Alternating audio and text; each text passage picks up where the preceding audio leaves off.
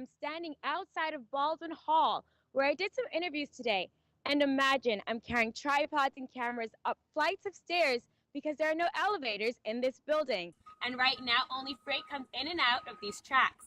But in the future, commuters may be able to jump on board and go at 220 miles per hour. Governor Deal's executive order will make criminal history information on state applications like this disappear. A local group that wants a 5-cent tax on the use of plastic bags says it's not giving up, even though their local fight is now a fight with the state. Reporter Wade Barron joins us live outside of one store where the owner says both sides can have their way. Today marks the 2nd-year anniversary of a girl who was struck and partially paralyzed by a drunk driver in downtown Athens.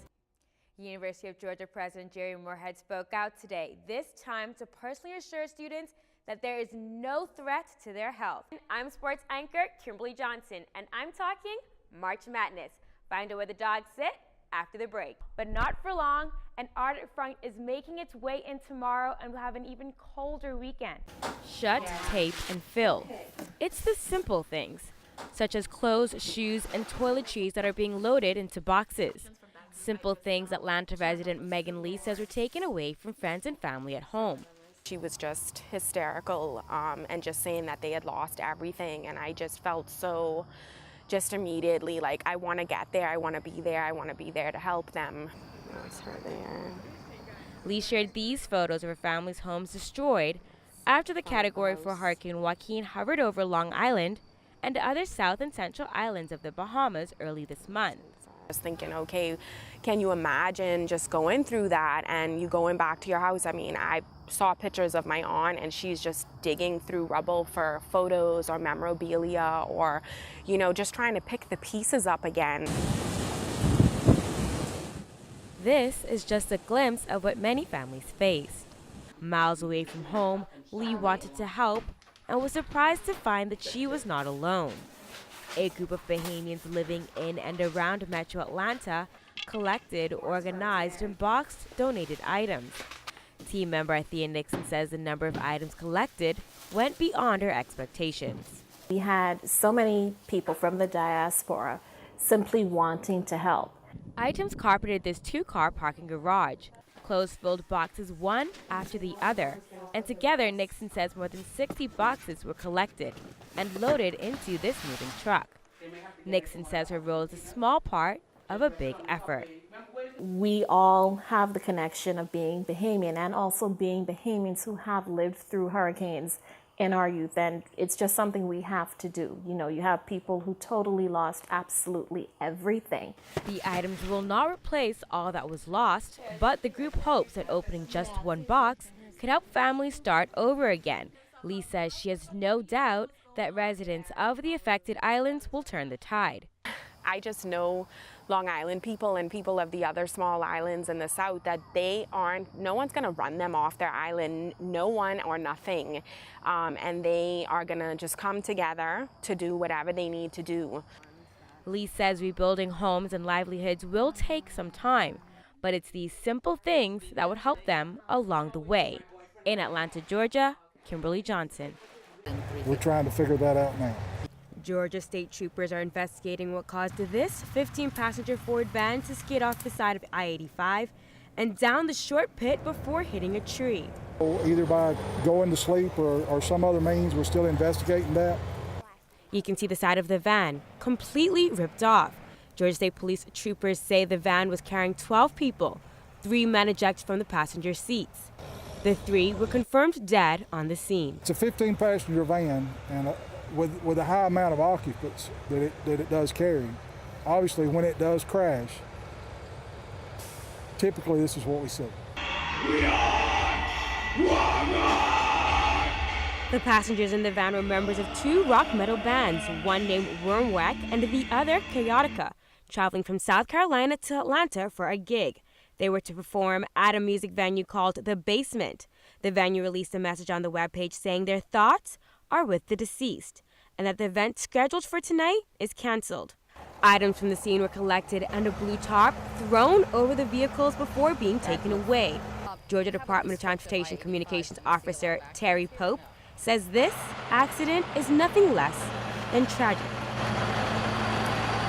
I mean, one fatality is horrible, but multiple fatalities in the same accident, in the same vehicle. It's just a heartbreaking morning in Jackson County.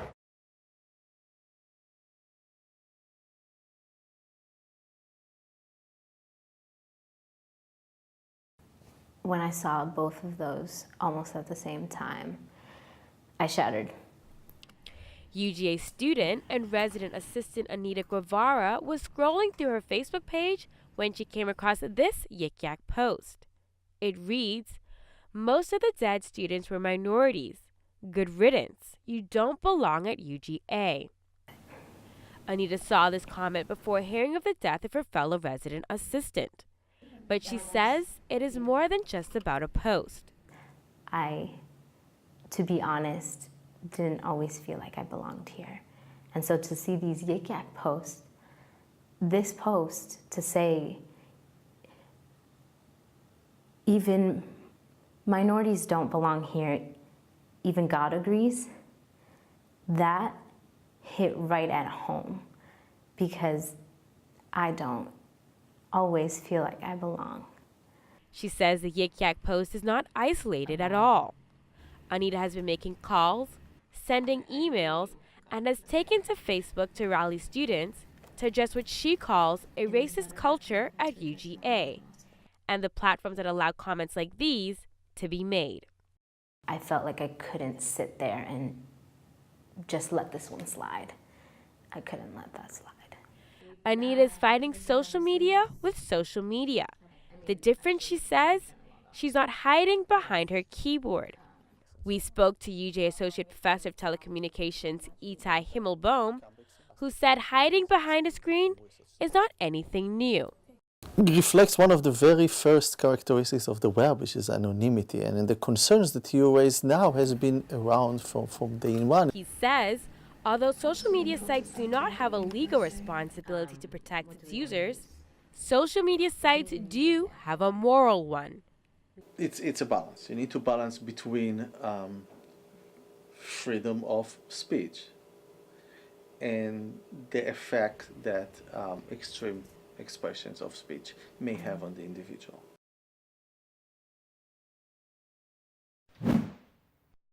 As president, set the record straight on that issue. University of Georgia President Jerry Moorhead spoke out today, this time to personally assure students that there is no threat to their health. Moorhead made his comments in the wake of the death of UJ freshman Tanzila Alam. He said the focus should not be on the rumors surrounding the cause of her death. Tragedy here that we've lost a student at such a young age, and to me, that's what we ought to really be focused on. There has been speculation as to why the university had not addressed her cause of death earlier, but University Health Center Executive Director Jean Chin says when there is no public risk, keeping the patient's privacy is key. Even when the person has passed away, the family now has the right to privacy of that protected health information. A tractor won't be the only thing rolling through these doors. Owner of a new brewery in town is making the final touches and preparing to open the Southern Brewing Company to beer lovers across the region. We love Athens, and if you can't sell beer in Athens, I don't know if you can sell beer anywhere else. But when these doors open, Rick won't be able to sell the beer he makes directly to his customers. Right now we can give it away, but we can't sell it. Current state law prohibits breweries from selling their beer in store. The beer made in Georgia breweries must be packaged and sold directly to their distributors. The executive director of the Georgia Craft Brewery Guild wrote a bill that would change this, allowing customers to take away more than just samples from their visit. Some direct-to-consumer sales for people that actually go and visit breweries to say, hey, you visited a brewery, would you like to take some beer with you? Customers like Zach Brooks just want to be able to make one stop when it comes to beer. A lot of times when I try the beer, I just want to buy it right there. But like I said, the wake and bake, you cannot find anywhere in Atlanta. And the next time him and his friends go to their favorite brewery, they can have more than just a glass. Kimberly Johnson, Grady News Source. The bride-to-be is all giggles, but she says the price of weddings is no laughing matter. Oh. No, they are not. That's why Leah V, a soon-to-be college graduate, says she's been using the free, do-it-yourself, and addictive picture collage website Pinterest. Oh my gosh, Pinterest is like my best friend. Her wish list is turning into an affordable reality. This is a wedding arch she found scrolling through Pinterest. Her brother used it as a template and brought it to life. What would have cost probably $1,000 to buy online, he made for me, and it's that much more special. Jane Bennett knows how special a day like this can be. She started planning weddings 17 years ago. Brides come in with many ideas, and her job isn't quite simple. To take what she sees and bring it to something of reality. Jane says Pinterest can be helpful, but you cannot believe everything you see. For most girls, planning a wedding is stressful. But not for everyone. So I pick up my dress, my bridesmaid's dress, my future husband's tux, his groomsmen. Christina Saunders has been planning her wedding for as long as Jane has been in the industry. At the moment I'm single, but I mean I have showed guys in the past, and yeah, they're like, you are crazy. No wedding, but a wedding board. And although planning a wedding years in advance sounds crazy, never be too uncertain.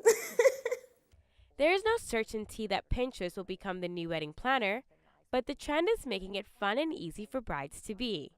But maybe not all that easy when the wedding is just a month away.